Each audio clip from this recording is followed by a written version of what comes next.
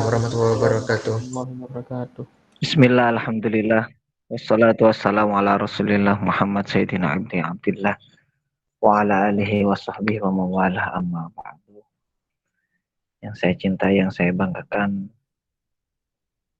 seluruh mahasiswa yang hadir pada malam hari ini. Mudah-mudahan oleh Allah kita selalu diberi kesehatan sehingga kita terus bisa meningkatkan kualitas dan berjalan menikmati aktivitas kita sehari-hari, mendekatkan diri kepada Allah Subhanahu wa taala. Alhamdulillahirabbil alamin, pada malam hari ini kita akan melanjutkan kajian kitab milenial kita, yaitu Kaidah Ushul Fiqh mengenakan kitab Faraidul Bahiyah dengan tema ar-ridha bima yatawalladu minhu, yaitu rela. Ridho itu secara bahasa memang artinya rela. Ridho dengan sesuatu, maka juga harus ridho terhadap konsekuensi dari sesuatu tersebut. Artinya kita dalam mengambil suatu keputusan, maka kita harus terima atas konsekuensinya. Begitu juga dengan kaidah ini, ridho bima yatawalladu minhu, ridho dengan sesuatu, maka juga harus ridho terhadap konsekuensi dari hal tersebut. Ketika mendengarkan kaidah ini mungkin masih terasa bingung, maksud dari kaidah tersebut apa? Dari kaidah ini ridho bima yatawalladu minhu bisa ditarik kesimpulan memang sesuatu itu yang sudah kita rela, maka juga rela dengan konsekuensinya. Pada kenyataannya ini banyak sering terjadi di kehidupan kita. Contohnya misalnya, seorang suami itu wajib memberikan nafkah kepada istrinya dengan konsekuensi yaitu sesuai dengan kemampuannya. Artinya apa? Ketika kita memiliki seorang istri, maka harus ridho, harus rela menafkahi istrinya. Baik itu membahagiakan, menjaga, maupun menafkahi. Ini adalah suatu keharusan. Karena konsekuensi ketika memiliki istri, maka harus melakukan hal-hal tersebut. Dan ditegaskan memang berdasarkan hukum positif negara, hak-hak seorang suami itu bagaimana, kewajiban seorang istri itu bagaimana. Sehingga apa? Konsekuensi ketika memiliki istri, maka harus menafkahi dengan catatan sesuai kemampuannya. Begitu juga seorang perempuan ketika sudah memiliki suami, maka dia harus melakukan kewajibannya, harus ridho, harus rela dirinya melakukan kewajiban-kewajiban yang harus dilakukan oleh seorang istri. Seperti itu. Jadi hukum ini ridho bima yatawalladu minhu berlaku untuk semuanya, laki-laki dan perempuan. Contoh simpelnya misalnya tidak dalam kaitan hukum fikih, kalau dalam kasusnya suami istri tentang zawajiyat, tentang suami istri itu kan adalah sesuatu yang sudah pasti ya. Ketika seorang suami memiliki istri, maka konsekuensinya harus menafkahi. Begitu juga seorang istri ya memiliki suami, maka dia harus rela melakukan kewajibannya. Begitu juga misalnya contoh yang sering kita alami selaku mahasiswa, ketika kalian masuk di perkuliahan, misalnya di kampus Universitas Jember, maka harus siap dengan menerima konsekuensi aturan-aturan yang berlaku di kampus UNED. Seperti itu. Setiap kampus memiliki kebijakan dan aturan masing-masing. Maka otomatis ketika kalian masuk di UNED, status kalian menjadi mahasiswa Universitas Jember, maka sudah pasti ya, sudah pasti kalian harus mengikuti aturan-aturan yang berlaku di dalamnya. Nah, sesuai kaidah ini ar-ridha bima yatawalladu minhu. Kemudian ada contoh yang lain. Semisal apabila seseorang sudah memperoleh izin untuk meminjamkan sepeda motor, maka kita boleh menaikinya otomatis. Ya, kita menaikinya, kita menggunakannya. Kalian misalnya pinjam HP atau pinjam uang dan lain sebagainya dalam urusan isti'arah, pinjam meminjam, ketika sudah seseorang rela meminjamkan barangnya, baik sepeda, mobil, uang dan lain sebagainya, maka si yang dipinjami, ya, orang yang dipinjami itu juga berhak menggunakannya, ya, berhak menggunakannya. Yang meminjami harus rela, yang dipinjami juga rela dengan konsekuensinya. Otomatis nanti ketika itu ada itlaf, ada rusak di keduanya, di barang tersebut, misalnya minjam sepeda motor kok nanti terjadi kecelakaan, rusak, lecet dan lain sebagainya, maka otomatis harus kajian kan eman harus apa? Harus menggantinya, ya. Jadi harus menggantinya. Konsekuensinya apa? Boleh boleh menggunakannya. Dia orang yang dipinjami boleh menggunakan barang-barangnya orang yang meminjami tersebut, baik itu sepedanya, baik itu uangnya, mobilnya dan lain sebagainya. Tapi konsekuensinya ketika ada terjadi kerusakan, maka otomatis dia harus mengganti. Ini sesuai kaidah ar-ridha bisyai' ridha bima yatawalladu minhu. Ridho terhadap sesuatu juga harus ridho dengan konsekuensi dari barang tersebut, ya. Tidak hanya diambil manfaatnya saja, tapi konsekuensinya tidak diambil, tidak. Jadi kaidah ini lebih menegaskan bahwa kita harus menerima konsekuensi apa yang terjadi ketika terjadi hal-hal yang tidak diinginkan, seperti itu. Contoh yang lain misalnya, ya, saya berikan banyak contoh saja agar lebih paham mengenai kaidah ar-ridha bisyai' bima yatawallad ridha bima yatawalladu minhu, agar lebih paham. Semisal juga, ya, dalam kasusnya bab penjualan.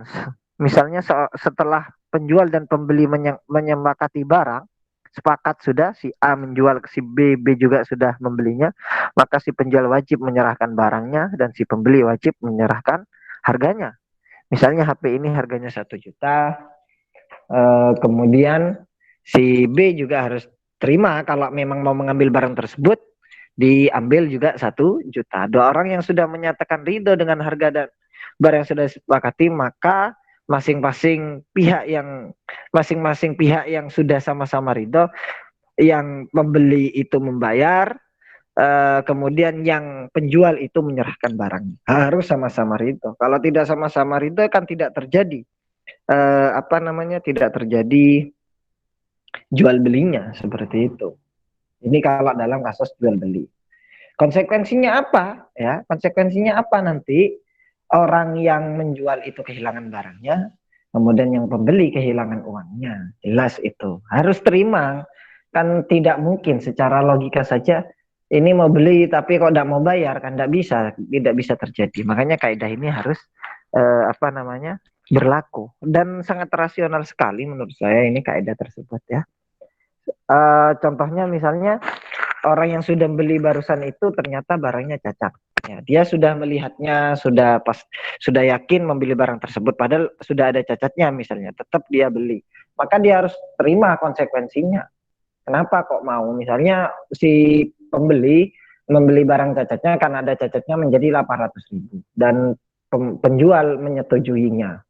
Sehingga apa? Ketika terjadi transaksi tersebut, nanti juga berlakulah kaidah ar-ridha bisyai' ridha bima yatawalladu minhu. Jadi harus sama-sama rela, ya. Khususnya pembeli misalnya, dia harus terima konsekuensinya atas pembeliannya karena sudah tahu cacat tapi tetap dibeli. Jadi harus terima konsekuensinya, harusnya tidak perlu dibeli kalau memang tidak mau. Tapi karena sudah dibeli, dia sudah tahu juga harganya juga sudah disepakati turun, maka harus terima dengan konsekuensinya. Kemudian dalam bab ijarah, ya, masalah sewa rumah boleh menyewa, kemudian orang yang menyewa tersebut menyewa rumahnya atau seperti orang kontrak ya, anak-anak mahasiswa kan ada yang kontrak kos, boleh tidak dikasih paku sama apa misalnya gantungan-gantungan dan lain sebagainya di tembok rumahnya.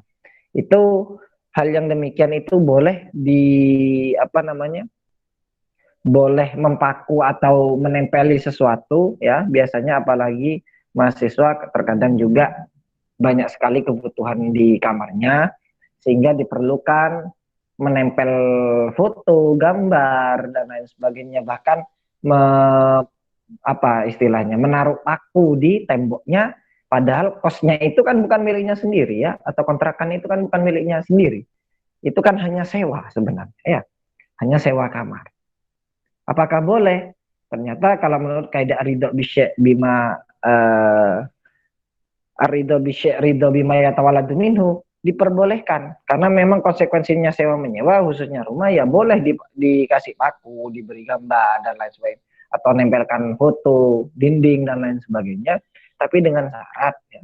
Dengan syarat itu sewajarnya, memberi pakunya sewajarnya, dan orang yang menyewakan kosan atau kontrakannya maka juga harus rela, karena hakikatnya kalau sudah menyewakan kamar dan lain sebagainya ya pasti kebutuhan anak-anak di kos maupun di kontrakan pasti akan nanti, entah itu buat gantungan baju dan lain sebagainya, pasti akan memaku temboknya, dan ini hal yang wajar sehingga harus sama-sama rela ya.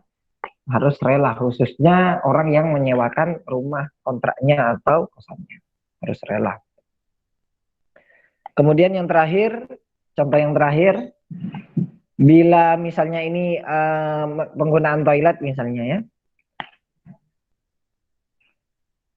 ketika kita akan biasanya ada teman-teman itu numpang toilet atau di kampus misalnya menyediakan toilet ya, maka bagaimana ketika seseorang yang meminjami toilet ya, itu otomatis apa-apa yang dalam toilet itu boleh digunakan. Contohnya air ya.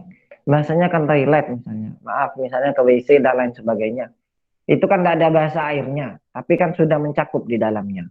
Berarti kalau ada orang yang meminjam toilet di rumah kita misalnya, maka kita harus rela juga mereka itu menggunakan air yang ada di dalam toilet dengan catatan sesuai keperluan. Itu harus konsekuensinya sudah jelas. Jadi kalau kita itu membolehkan, mengizinkan seseorang menumpang toilet kita, maka sudah otomatis dia juga kita harus rela dia itu menggunakan air yang ada dalam toilet yang sudah kita sediakan, seperti itu. Dan itu harus ridho sesuai kaidah ar-ridho bisyai' ridho bima yatawalladu minhu, ridho dengan sesuatu maka juga ridho terhadap konsekuensi dari sesuatu tersebut ya. Kita harus terima konsekuensinya, apa yang sudah kita ambil, apa yang sudah kita putuskan, kita harus terima. Seperti itu. Mungkin hanya itu yang bisa saya sampaikan mengenai ar-ridho bisyai' ridho bima yatawalladu minhu. Baik disadari atau tidak disadari kalian, sebenarnya kaidah ini ridho terhadap sesuatu juga harus ridho terhadap konsekuensinya, banyak sekali, hampir mungkin setiap hari kita lakukan, namun terkadang kita tidak sadar ya. Mulai sekarang dari beberapa contoh kasuistik yang sudah saya contohkan, baik dari masalah jual beli, pernikahan, kemudian sewa menyewa, kemudian masalah rumah, toilet dan lain sebagainya, itu sudah ada gambaran ya di pikiran kalian mengenai kaidah ridho bisyai' ridho bima yatawalladu minhu, dengan catatan atas ridhonya ini, saling kerelaan ini terjadi memang itu harus berdasarkan saling setuju dan tidak ada unsur paksaan. Tidak boleh kalau ada unsur paksaan. Kemudian juga berlaku juga catatan ini, yaitu kaidah al-adat muhakkamah. Adat kebiasaan itu juga menentukan hukum. Kebiasaannya bagaimana kalau di daerah setempat ya. Contohnya misalnya kalau minjam sepeda ya umumnya ya tidak lama-lama, tidak sampai 1 sampai 2 hari. Itu bukan minjam, namanya nyewa. Kalau minjam ya di sini umumnya ya 30 menit, maksimal ya 1 jam, seperti itu. Kalau sampai di bawa terusan, bukan minjam, itu namanya nyewa. Seperti itu. Harus mengikuti juga adat kebiasaan yang berlaku di daerah masing-masing. Seperti itu ya. Mungkin hanya itu yang bisa saya sampaikan. Mudah-mudahan bermanfaat meskipun sedikit pada kajian malam ini. Akhirul kalam, wassalamualaikum warahmatullahi wabarakatuh. Waalaikumsalam warahmatullahi wabarakatuh.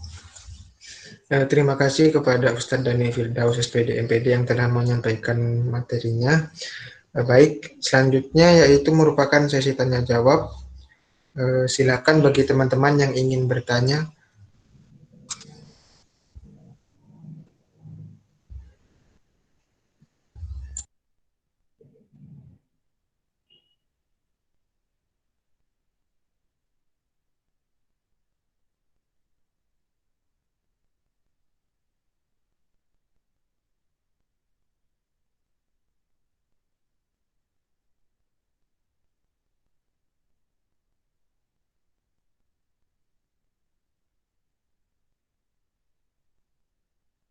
Saya izin bertanya, Ustadz.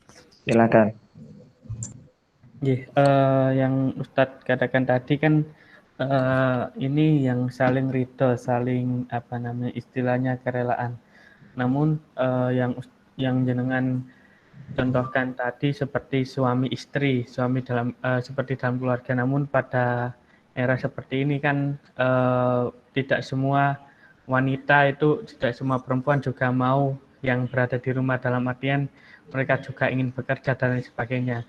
Nah, semisal apakah boleh jika dalam kaidah seperti ini yang biasanya laki-laki bekerja, perempuan di rumah, apakah bisa saja untuk dibalik seperti itu, Ustadz? Mungkin yang laki-laki biasanya kan sekarang juga banyak untuk bekerja di rumah, yang perempuan justru malah anggap saja seperti jualan dan membuka toko dan lain sebagainya. Itu bagaimana, Ustadz? Apakah diperbolehkan atau bagaimana? Ya, masalah keluarga ya, ini ya, masalah keluarga. Kemudian melihat era sekarang banyak sekali wanita berkarir, sehingga bagaimana cara mengatasi tersebut? Kalau menurut kaidah ini kan memang konsekuensi ya, ini tidak sampai membahas ke ranah hukum hal-hal yang harus dilakukan seorang istri maupun suami, tidak. Kaidah ini hanya menegaskan aridho bisyai, ridho bima yatawalladu minhu, yaitu menerima konsekuensi apabila ketika kita sudah memilih sesuatu. Sedangkan kaitannya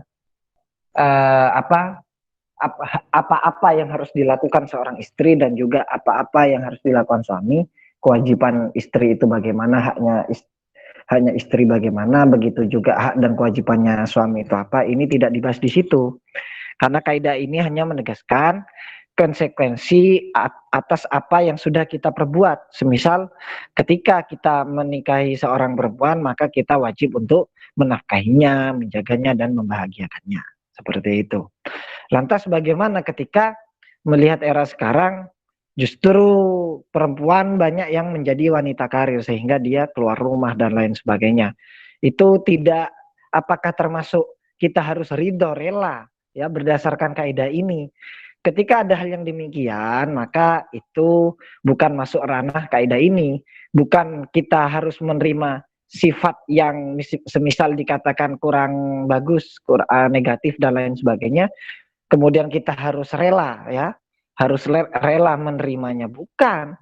Kalau kaidah ini kan hanya membahas konsekuensi apa yang harus kita lakukan, apa yang harus kita kerjakan dari apa yang sudah kita putuskan.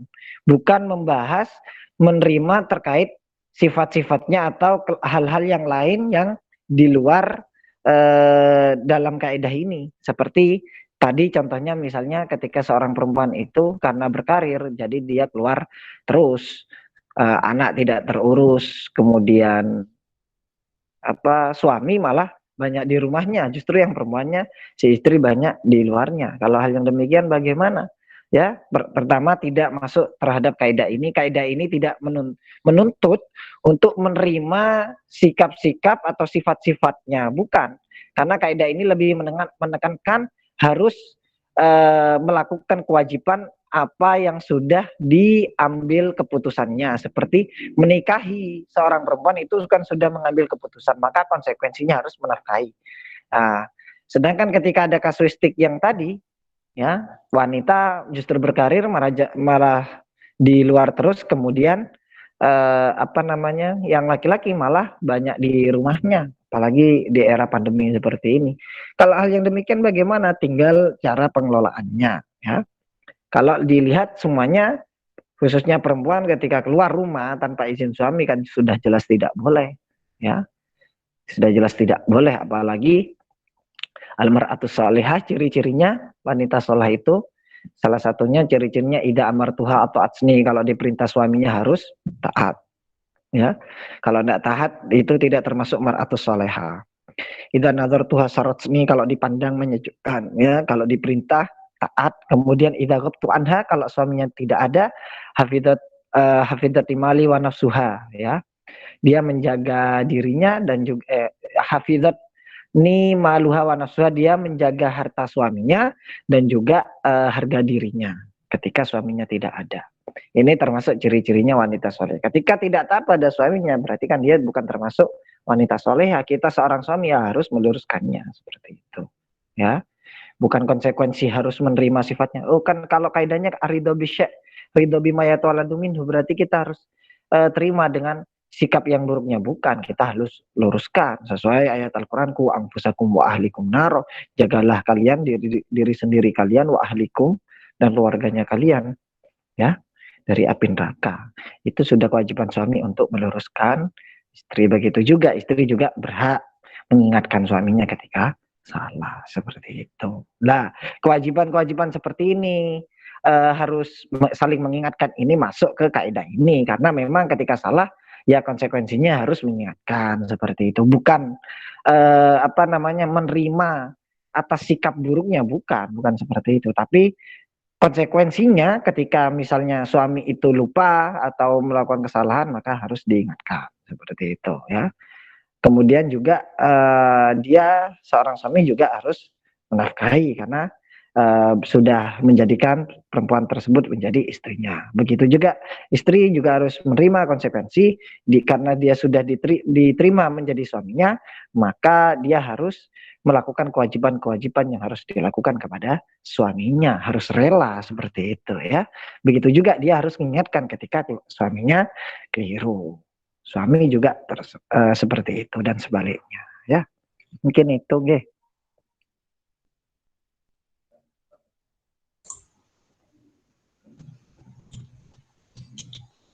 Oke, mungkin dari penanya apakah ada feedback? Nggih, sampun Ustadz. Nggih, sampun Mas. Baik. Selanjutnya saya persilakan lagi kepada teman-teman yang mungkin ingin bertanya.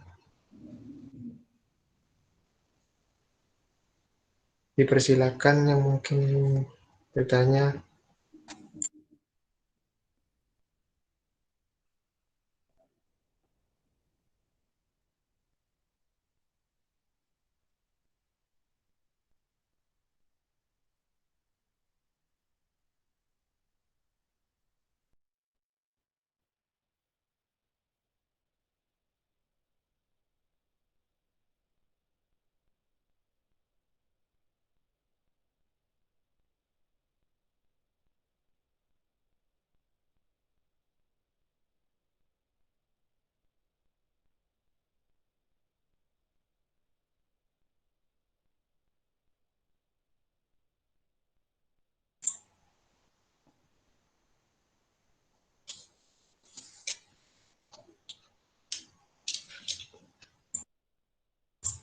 Bagaimana teman-teman, mungkin ada yang mau ditanyakan, silakan untuk on mic atau bisa di room chat.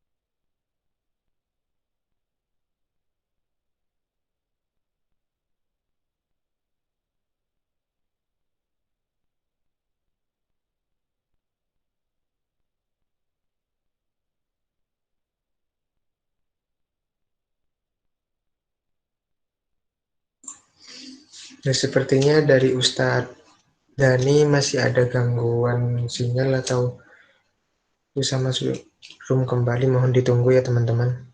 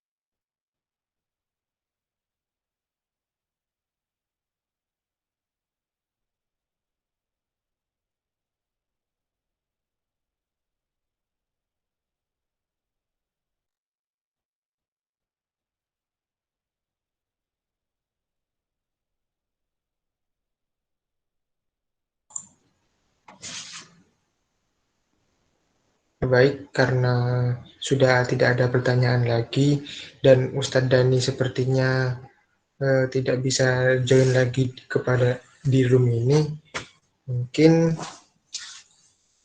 kajian malam ini bisa kita akhiri dengan juga kafaratul majelis. Subhanakallahumma wa bihamdika asyhadu an la ilaha illa anta astaghfiruka wa atubu ilaik.